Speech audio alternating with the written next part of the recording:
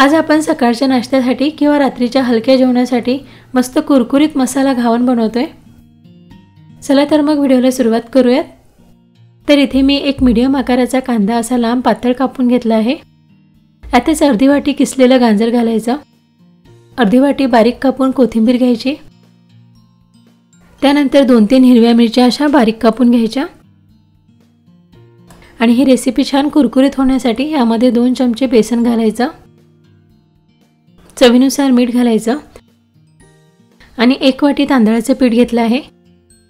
पीठ आता ह्या भाज्यांमध्ये व्यवस्थित मिक्स करून घ्यायचं। तुमच्या आवडीनुसार तुम्ही यामध्ये शिमला मिरची किंवा पत्ताकोबी सुद्धा घालू शकता। आता 2 वाटी पाणी घालायचं आणि पीठ भिजवून घ्यायचं।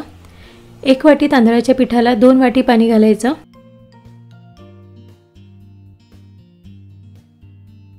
आता याला छान आंबट टेस्ट येण्यासाठी यामध्ये लिंबू पिळून घालायचं।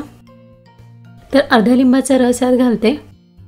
हे पुन्हा एकदा व्यवस्थित मिक्स करून घ्यायचं। आता यात आपल्याला तडका घालायचा आहे। त्यासाठी ते तडका पॅन मध्ये मी तेल चांगलं गरम करून घेतलं। यात पाव चमचा मोहरी घालायची, पाव चमचा जिरं, थोडासा कढीपत्ता आणि अगदी चिमूटभर हळद घालायची। हळद घातल्यामुळे याला रंग छान येतो। हिरव्या मिरच्या न घालता यामध्ये तुम्ही इथे छान रंग येण्यासाठी लाल तिखट सुद्धा घालू शकता आणि तडका यामध्ये व्यवस्थित मिक्स करून घ्यायचा। तर आता घावण बनवण्यासाठी आपलं हे मिश्रण तयार आहे। आता आपण याचे लगेच घावण बनवून घेऊयात।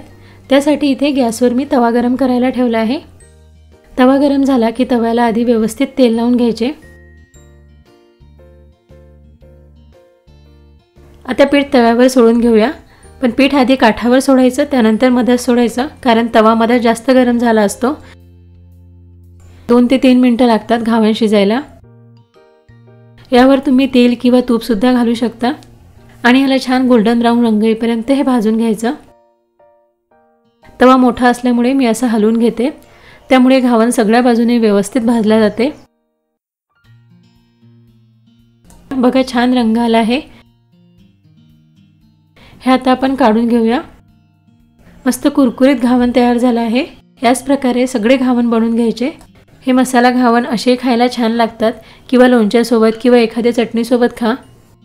एखाद्या दिवशी मुलांना टिफिनमध्ये देण्यासाठी बनवा, संध्याकाळच्या जेवणासाठी बनवू शकता किंवा सकाळी नाश्त्याला बनवा। पटकन तयार होतात, बनवायला पण सोपे आहेत।